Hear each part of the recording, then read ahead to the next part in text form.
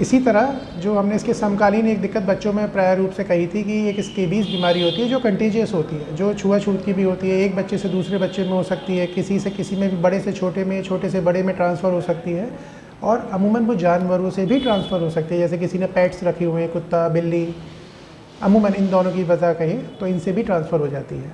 तो उन केसेस में भी हाइजीन का ध्यान रखता है, ये ढूंढना है कि बेसिकली किसको शुरू हुई, पहले कहाँ से शुरू हुई। अगर बच्चे स्कूल गोएंगे तो स्कूल से किसी अपने फ्रेंड से ले आए हैं, या घर में कोई मेहमान आया, वो रुक गया आपके यहाँ, उसने आपके कपड़े यूज़ करे या कंबल या बेडशीट कुछ, और उससे फिर आपने ध्यान नहीं दिया, उसी का सेकेंडरी यूज़ कर लिया तो आपको ट्रांसफ़र हो गई। तो इनको ध्यान रखते हुए स्केबीज़ के लिए ख़ास तौर पे ध्यान रखना है कि वो संक्रमण रोग छुआछूत का है तो एक से दूसरे में ना फैले, और फैल गया तो सबका ध्यान एक साथ रखें, सबको दवाई एक साथ दिलाएं, एक एक करके दवाई ना दिलाएं, जिससे सबका एक साथ ठीक हो, और ठीक होने के बाद दोबारा ना हो।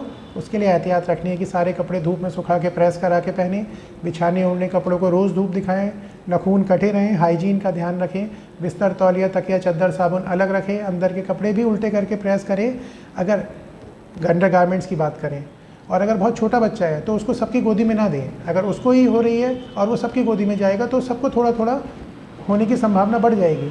इस तरह बड़ों में सिम्टम्स देर से आते हैं, लेकिन बच्चों को अगर वो लेते ही रहेंगे तो बच्चे की ठीक भी नहीं हो पाएगी। ये आपको ये अलग से कहना था। उसी के लिए मच्छरों से हटके जो दूसरी खुजली बच्चों में अमूमन मिल जाती है वो भी 12 महीने ही रहती है। जाड़ों में उसका प्रकोप थोड़ा बढ़ जाता है, लेकिन कंबाइंड फैमिली में या किसी को हो गई है तो वो 12 महीने कभी भी हो सकती है।